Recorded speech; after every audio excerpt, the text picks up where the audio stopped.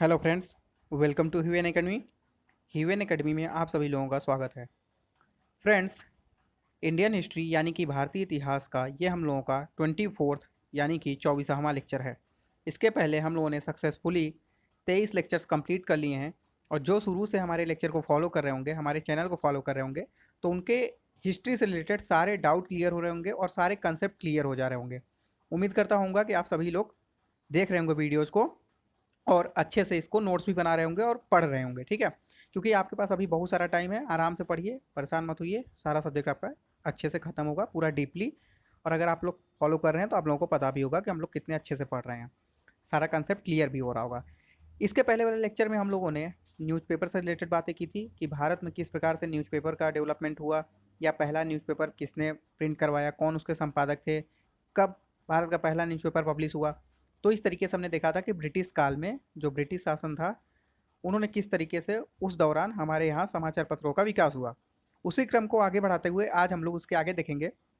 और फिर हम लोग देखेंगे कि समाचार पत्रों पर किस प्रकार से अंग्रेज़ों ने प्रतिबंध लगाया। और उसके बाद हम लोग एक मोस्ट इंपॉर्टेंट टॉपिक जो कि है भारत में नए राज्यों का उदय। जैसे नए राज्यों का उदय मतलब मुगल काल चल रहा था, उसके बाद जब मुगल काल का डाउनफॉल होने लगता है, मतलब मुगल काल खत्म होने लगता है, तो धीरे धीरे छोटे छोटे राज्य भारत के अंदर डेवलप होने स्टार्ट हो जाते हैं। जैसे कि बंगाल हो गया, पंजाब हो गया, राजपूत शासन हो गया, अवध हो गया। तो इस तरीके से छोटे छोटे शासन अलग अलग प्रांतों में पड़ जाते हैं। तो वो हम देखेंगे। तो चलिए स्टार्ट करते हैं आज का अपना टॉपिक। अब देखिए, जहाँ तक हमने पढ़ा था उसके आगे से स्टार्ट करते हैं। तो इसके बाद हमने राजा राम मोहन राय तक पढ़ लिया था कि उन्होंने कौन से पेपर निकाले थे। ईश्वर चंद विद्यासागर जी ने सोम प्रकाश और हिंदू पैट्रियट नामक दो अखबार पब्लिश किए थे। कौन कौन से? सोम प्रकाश और हिंदू पैट्रियट। और हिंदू पैट्रियट में याद रखिएगा, इनका साथ दिया था कृष्णोदास पाल ने, ठीक है। कहीं कहीं क्रिस्टोफर भी मिलता है, तो क्रिस्टोफर पाल या कृष्णोदास पाल मिलता है, दोनों सही है, ठीक है। तो हिंदू पैट्रियट में ईश्वर चंद विद्यासागर का साथ किसने दिया था? कृष्णोदास पाल ने। और कृष्णोदास पाल को ही भारतीय पत्रिका का राजकुमार भी बोला जाता है। क्या बोला जाता है? भारतीय पत्रिका का राजकुमार। तो अगर आपसे क्वेश्चन इस तरीके से पूछता है कि सोम प्रकाश नामक अखबार का संचालन किसने किया, तो ईश्वर चंद विद्यासागर। और अगर आपसे ये पूछता है कि किसको भारतीय पत्रिका का राजकुमार कहा जाता है, तो याद रखिएगा कृष्णोदास पाल को। आगे बढ़ते हैं। नेक्स्ट पॉइंट है, जो अगला प्रथम मासिक प्रक्रिया था, अभी हम लोगों ने देखा था कि किस प्रकार से पत्रिका जो था वो रेगुलर प्रिंट होता था, ठीक है। लेकिन अगर आपसे ये पूछता है कि भारत में प्रकाशित प्रथम मासिक पत्रिका वो भी बंगाली में कौन सी थी, तो याद रखिएगा दिग्दर्शन नामक जो मासिक पत्रिका थी, ये बंगाली भाषा में प्रिंट होती थी। और ये पहली मासिक पत्रिका थी। कौन सी? दिग्दर्शन नाम था, और ये पहली मासिक पत्रिका थी जो कि बंगाली भाषा में पब्लिश होती थी, प्रिंट होती थी। आगे बढ़ते हैं। नेक्स्ट पॉइंट है अमृत बाजार पत्रिका, ठीक है। ये कब प्रिंट हुआ था? 1868 में। याद रखना है आपको, अमृत बाजार पत्रिका जो थी ये कलकत्ता में, सभी लगभग कलकत्ता में ही पब्लिश हो रहे थे ज़्यादातर। तो 1868 में इसको प्रिंट कराया गया। और इसके जो संपादक थे या इसको जिसने निकाला था, तो वो थे मोतीलाल घोष। कौन थे? मोतीलाल घोष। नेक्स्ट देखते हैं, बॉम्बे से दो काफ़ी इंपॉर्टेंट, एक मराठा और एक केसरी। देखिए, नाम में कन्फ्यूज मत होइएगा। जो मराठा था, लोगों को ये लगता है एग्जाम में ये पूछा भी हुआ है कि मराठा किस लैंग्वेज में छपती थी, ठीक है, मराठा जो न्यूज़पेपर थी। तो याद रखिएगा, जो मराठा न्यूज़पेपर थी ये इंग्लिश में छपती थी, ठीक है। और जो केसरी था ये मराठी में छपता था। दोनों में आपको बिल्कुल याद रखना है कि क्वेश्चन यहाँ से आता है एग्जाम में। जो मराठा न्यूज़पेपर था वो इंग्लिश में छपता था, और केसरी जो था ये मराठी में छपता था। और दोनों के संपादक कौन थे? बाल गंगाधर तिलक, बीजी तिलक, ठीक है। तो बाल गंगाधर तिलक के दो न्यूज़पेपर आपको याद रखने हैं, मराठा और केसरी। मराठा इंग्लिश में, केसरी मराठी में। आगे बढ़ते हैं। इसके बाद अगर आपसे ये पूछता है कि पहला हिंदी न्यूज़पेपर कौन सा था, अभी देखिए कोई बंगाली में था, कोई मराठी में था, कोई इंग्लिश में था। लेकिन आपसे अगर ये पूछता है कि भारत का पहला हिंदी न्यूज़पेपर कौन सा था, तो याद रखना है भारत का पहला हिंदी न्यूज़पेपर जो था वो था उदंत मार्तंड। कौन सा? उदंत मार्तंड। और इसके फाउंडर कौन थे, संस्थापक कौन थे? जुगल किशोर। तो ये भी आपको नहीं भूलना है। जुगल किशोर जी ने उदंत मार्तंड नामक एक हिंदू न्यूज़पेपर की स्थापना की थी, या हिंदू न्यूज़पेपर पब्लिश किया था। और ये कब किया था? 1826 में। कब? 1826 में। कहाँ से? कानपुर से। तो ये मोस्ट इंपॉर्टेंट क्वेश्चन आपका हो जाता है। अभी तक जितना भी आपने पढ़ा है इस लेक्चर में, उसमें सबसे मोस्ट इंपॉर्टेंट यही बनेगा कि भारत का पहला हिंदी न्यूज़पेपर कौन सा था। उदंत मार्तंड किसने फाउंड किया था? जुगल किशोर ने। कब? 1826 में, कानपुर। आगे बढ़ते हैं। इसके बाद कुछ इंपॉर्टेंट देख लेते हैं महात्मा गांधी के न्यूज़पेपर और अंबेडकर जी के, फिर हमारा ये टॉपिक खत्म हो जाएगा। तो महात्मा गांधी जी का जो इंपॉर्टेंट है वो पहला है इंडियन ओपिनियन, दूसरा है यंग इंडिया और तीसरा है हरिजन। काफ़ी लोगों को ये पता भी होगा क्योंकि ये काफ़ी कॉमन है, लगभग सभी को पता रहता है। तो पहला है इंडियन ओपिनियन, दूसरा है यंग इंडिया और तीसरा, ये तीनों किसके हैं? महात्मा गांधी जी के हैं। वहीं पे अगर अंबेडकर जी की बात करें तो इसका ज़्यादा लोगों को नहीं पता होगा। अंबेडकर जी के जो न्यूज़पेपर है वो है पहला मूक नायक, दूसरा है जनता और तीसरा है प्रबुद्ध भारत। कौन कौन सा? मूक नायक, जनता और प्रबुद्ध भारत। तो इस तरीके से हमने देखा कि किस प्रकार से भारत में न्यूज़पेपर्स का विकास हुआ। अब थोड़ा सा एक छोटा सा टॉपिक है कि भारत में समाचार पत्रों पर प्रतिबंध कैसे लगा, किस तरीके से अंग्रेजों ने भारतीय आवाज़ों को दबाने की कोशिश की। जैसे जिस प्रकार से उनके खिलाफ कुछ भी न्यूज़पेपर में छापा जाता था, प्रिंट किया जाता था, तो वो लोग उस पर धीरे धीरे प्रतिबंध लगाना शुरू कर दिए। तो वो हमें देखना है किस प्रकार से वो लोग भारतीय समाचार पत्रों पर प्रतिबंध लगाए। ठीक है, चलिए देख लेते हैं। तो सबसे पहले इसमें जो प्रतिबंध लगाने वाला व्यक्ति था वो था 1799 में लॉर्ड वेलेस्ली। ठीक है, ये कौन था? भारत का गवर्नर जनरल था। क्या नाम था इसका? गवर्नर बोलेंगे, गवर्नर जनरल नहीं बोलेंगे। ठीक है, 1799 में इन्होंने लॉर्ड वेलेस्ली ने प्रतिबंध लगाया सबसे पहले किस पे? समाचार पत्रों पे। ठीक है, अगर आपसे क्वेश्चन एग्जाम में इस तरीके से पूछता है कि भारतीय समाचार पत्रों पे सबसे पहले प्रतिबंध लगाने वाला कौन था, तो याद रखिएगा लॉर्ड वेलेस्ली। अब नेक्स्ट काफ़ी इंपॉर्टेंट क्वेश्चन यहाँ से बनेगा कि भारत में प्रेस का मुक्तिदाता किसे कहते हैं, मतलब लिबरेटर ऑफ प्रेस किसे कहते हैं। देखिए यहाँ पे मैंने मेंशन कर दिया इंग्लिश और हिंदी दोनों में। आपको हिंदी में याद रहे ना रहे, इंग्लिश वर्ड याद रखना है, क्योंकि कभी कभी डायरेक्ट हिंदी भी इसे लिख देता है लिबरेटर ऑफ प्रेस किसे कहा जाता है, या लिबरेटर ऑफ प्रेस की संज्ञा किसे दी गई थी। तो याद रखना ये थे लॉर्ड चार्ल्स मेटकैफ। कौन था?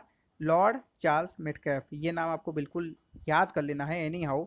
और इनका जो बेसिकली इन्होंने जो शासन किया था वो किया था 1855 से 56। ठीक है, 1855-56 के अराउंड इन्होंने क्या किया था? प्रेस पर जो बैन लगा था उसको क्या किया इन्होंने? रिमूव कर दिया। लगाया किसने था? लॉर्ड वेलेस्ली ने। और रिमूव किसने किया? मैटकैफ जी ने। ठीक है, तो आपको याद रखना है कि लॉर्ड चार्ल्स मैटकैफ को भारत में प्रेस का मुक्तिदाता कहते हैं। क्यों कहते हैं? क्योंकि इन्होंने प्रेस पर से बैन हटा दिया था। आगे बढ़ते हैं, नेक्स्ट पॉइंट देखिए। 1857 में एक लाइसेंसिंग एक्ट आया। ठीक है, एक अधिनियम आया, कानून बनाया गया, और ये कानून पारित होकर आया ब्रिटेन से। कब आया? 1857 में। 1857 में कौन गवर्नर जनरल था? तो आपको ये कमेंट करके नीचे बताना है। हालांकि आप लोग बहुत ही रेयर में एक दो बच्चे कमेंट करते हैं। ठीक है, तो अगर करते हैं तो अच्छा है, आप कहीं से भी सर्च करिए, अगर आपको पता है तो भी कमेंट करिए, नहीं तो मैं तो बताऊंगा ही अगले वीडियो में।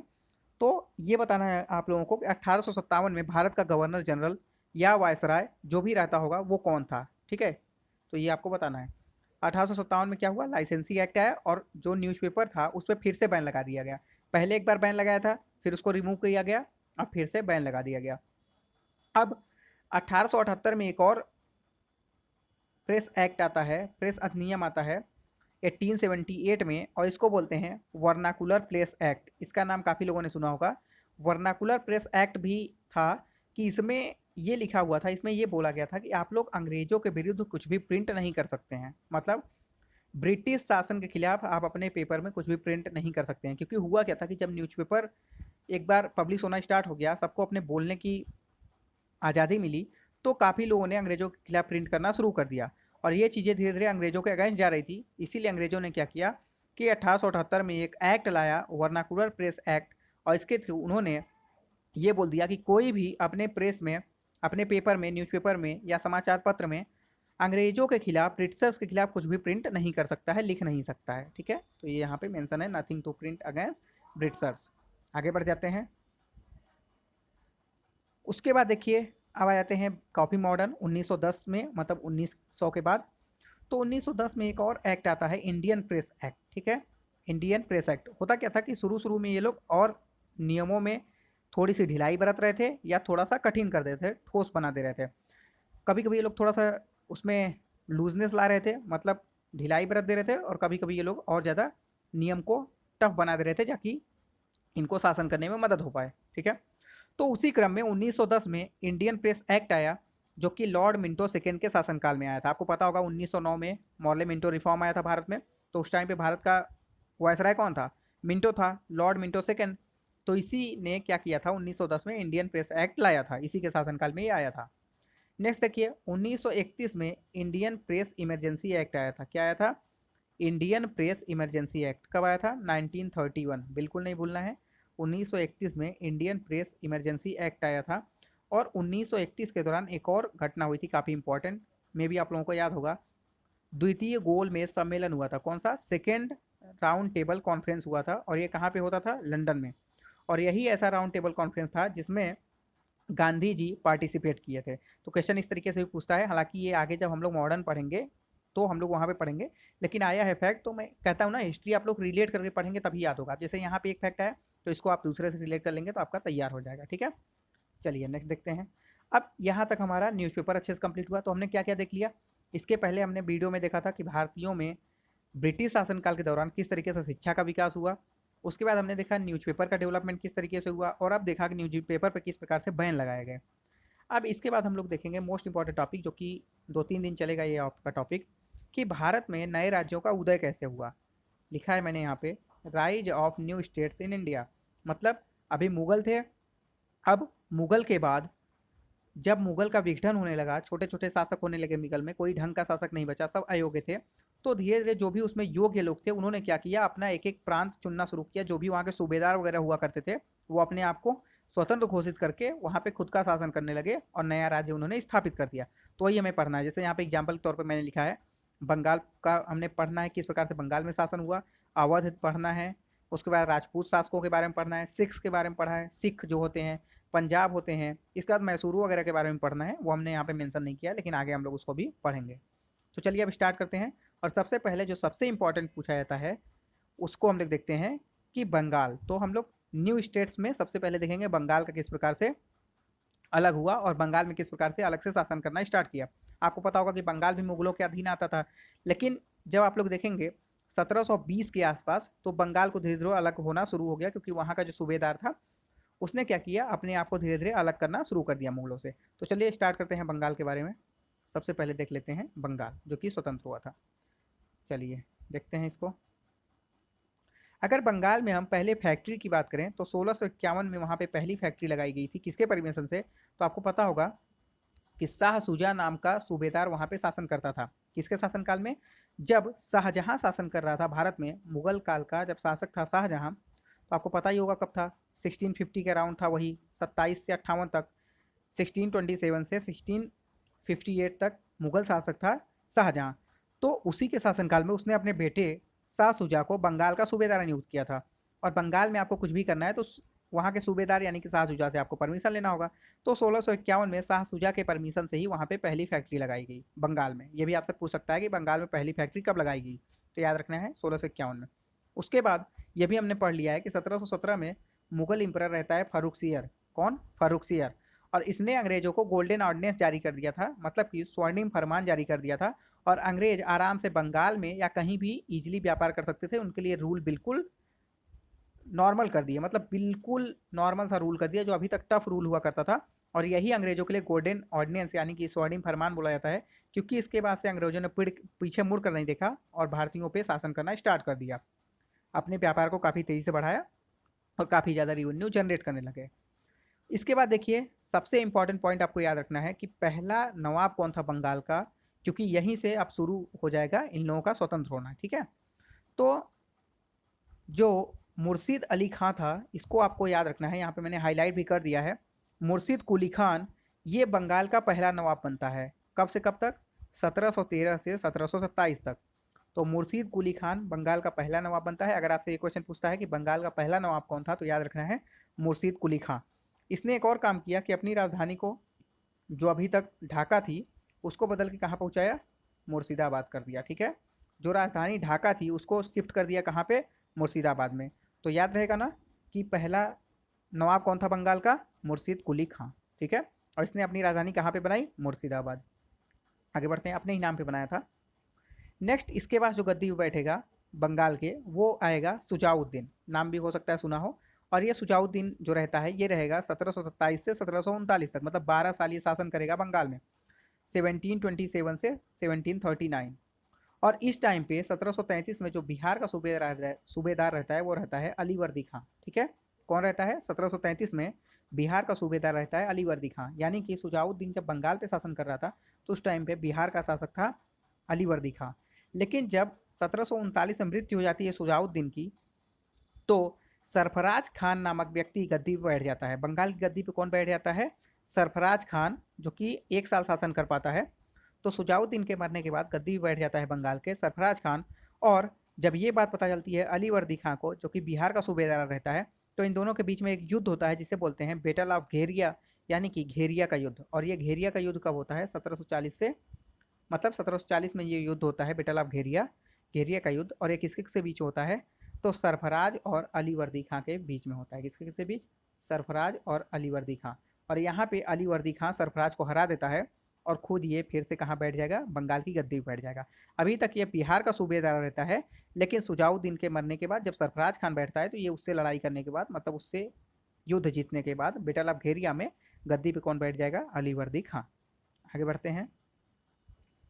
इसके बाद अली वर्दी खां जो शासन करेगा, ये करेगा लगभग 16 साल, और 1740 से 1756 तक शासन कौन करेगा बंगाल में? तो आपको याद रखना है अली वर्दी खां। ठीक है, ये भी काफ़ी इंपॉर्टेंट है, तो अली वर्दी खां के बारे में भी आपको याद रखना है। इसने कौन सा युद्ध लड़ा था और किसमें इसने सरफराज खान को हराया था।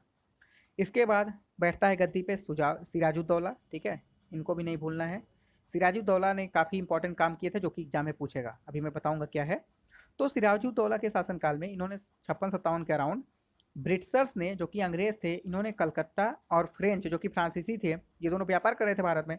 तो ब्रिटिशर्स कलकत्ता में, और जो फ्रांसीसी थी ये चंद्रगढ़ में अपनी किलाबंदी करने लगते हैं। देखिए यहाँ पे मैंने लिख दिया है, जो ब्रिटिशर्स थे ये कलकत्ता में, और जो फ्रेंच थे यानी कि फ्रांसीसी थे, ये चंद्रनगर में किलाबंदी करने लगते हैं। किलाबंदी का मतलब ये किला बनाने लगते हैं, घेराबंदी करने लगते हैं। ठीक है, और जब ये बात पता चलती है सिराजुद्दौला को, वो काफ़ी क्रोधित हो जाता है, क्योंकि भाई नवाब कौन था बंगाल का? सिराजुद्दौला। और अगर वो नवाब है और आप उसके बिना उससे पूछे बगैर वहाँ पे किलाबंदी करने लगेंगे उसके क्षेत्र में, तो वो तो गुस्सा होगा ही। और इसने यही बात बोली ब्रिटिशर्स और फ्रेंच यानी कि फ्रांसीसियों को, कि आप लोग वहाँ पे अपनी किलाबंदी करना बंद करिए, वरना मैं आप लोगों को अटैक कर दूंगा आप लोगों के ऊपर। तो फ्रांसीसी जो थे ये तो मान गए, इन्होंने चंद्रनगर की किलाबंदी को कैंसिल कर दिया, वहीं पे रोक दिया। लेकिन ब्रिटिशर्स जो थे, अंग्रेज थे, ये नहीं माने, और ये कलकत्ता में अपनी किलाबंदी करते ही रह गए। और इसी से गुस्सा होकर 4 जून 1756 को सिराजुद्दौला ने अटैक किया कासिम बाजार पे, जो कि कहाँ पे है? बंगाल में ही है।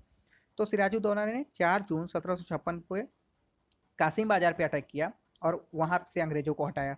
उसके बाद इसने 15 जून 1756 को कोलकाता पे अटैक किया। कहाँ पे? कोलकाता पे। तो ये भी क्वेश्चन पूछ सकता है कि कोलकाता पे कब अटैक किया था सिराजुद्दौला ने? तो याद रखना है 15 जून 1756 को। और इसने कोलकाता पे अटैक करके कोलकाता पर भी अपना कब्जा कर लिया, हटा दिया वहाँ से।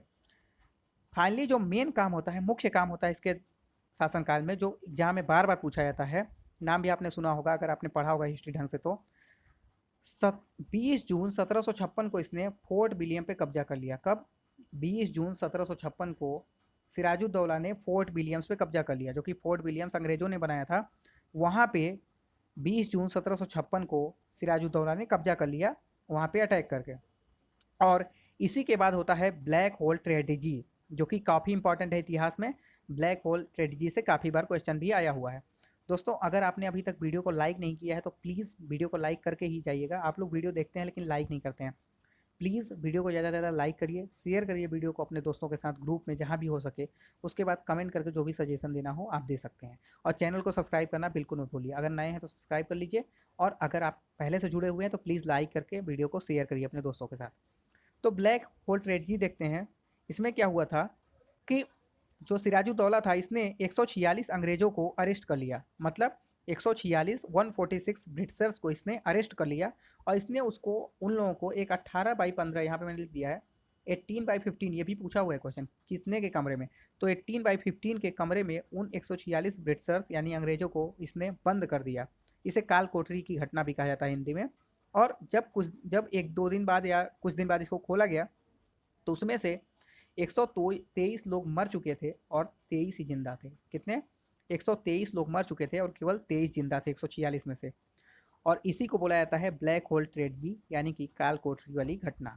और इसका जिक्र किसने किया था? विलियम हॉलमैन ने अपनी एक बुक लिखा है, ये भी उसमें बंद था। हालांकि ये ऐसा बोला जाता है कि इसने काफ़ी बढ़ा चढ़ा के चीज़ों को लिखा है। तो इसमें जो जिंदा वाले में था ये विलियम हॉलवेल भी था, इसने क्या किया, एक बुक लिखा अपना और इसमें इसकी जिक्र किया। और इसके बाद जो अंग्रेजों की तरफ से पहला गवर्नर बनाया जाता है बंगाल का, वो बनाया जाता है रॉबर्ट क्लाइव। और इसी के बाद हम लोग देखेंगे बैटल ऑफ प्लासी होगा, बक्सर का युद्ध होगा। तो आगे हम लोग बैटल ऑफ प्लासी से स्टार्ट करेंगे नेक्स्ट लेक्चर में। तो दोस्तों, अगर आपको वीडियो पसंद आ रही है, हमारा मेहनत आपको अच्छा लग रहा है और आपको लग रहा है कि हाँ, हिस्ट्री में आपको काफ़ी चीज़ें अब आने लगी हैं, और अगर आप क्वेश्चन सॉल्व कर रहे हैं तो आपको समझ में आ रहा है, क्वेश्चन आप सॉल्व कर ले रहे हैं, तो प्लीज़ वीडियो को ज़्यादा से ज़्यादा लाइक करिए, दोस्तों के साथ शेयर करिए। और वीडियो देखने के लिए आपको लोगों का बहुत बहुत धन्यवाद। मिलते हैं नेक्स्ट लेक्चर में। Thank you.